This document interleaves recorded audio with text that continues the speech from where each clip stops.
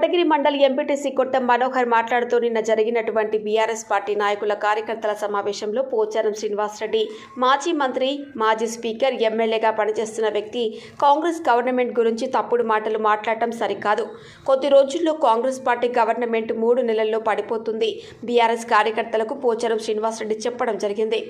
మళ్ళీ కేసీఆర్ ముఖ్యమంత్రి అవుతారని చెప్పడం, మళ్ళీ కార్యకర్తలు మీరే నిరాశపడరాదని చెప్పిండు.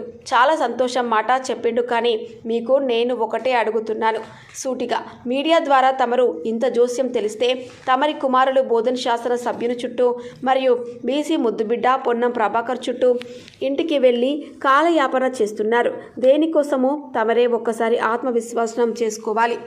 3 నెలల్లో పార్టీ పడిపోతుందని చెప్పినోళ్ళు మాజీ స్పీకర్ పోచారం కుమారులు కంట్రోల్లో లేకుండా తిరుగుతూ కాంగ్రెస్ అధికారంలోకి వచ్చి 100 రోజుల్లో పూర్తి కానప్పుడు 2 నెలలు ఓపిక పట్టకుండా తిరుగుతున్నారని అన్నారు. అదర్తో పడొద్దు అని చెప్పిండు. చాలా సంతోషమైన మాట చెప్పిర్రు. కానీ నేను మీకు ఒకటే అడగదలుచుకున్న సూటిగా, మీడియా ద్వారా తమరు ఇంత జోస్యం తెలిస్తే తమరి కుమారులు బోధన శాసనసభ్యుని చుట్టూ మరియు ముద్దుబిడ్డ బీసీ పొన్నం ప్రభాకర్ గారి ఇంటికి కాలయాపన చేస్తున్నారు. దేని కొరకు తమరే ఒక్కసారి ఆత్మవిశ్వాసం చేసుకోవాలి.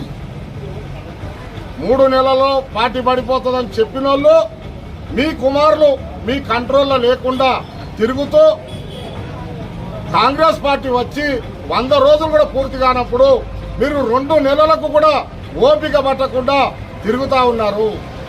ఈరోజు మీ పార్టీ మొత్తం భూస్థాపితానికి సిద్ధంగా ఉన్నదని తమరికి తెలియజేస్తా ఉన్నాం.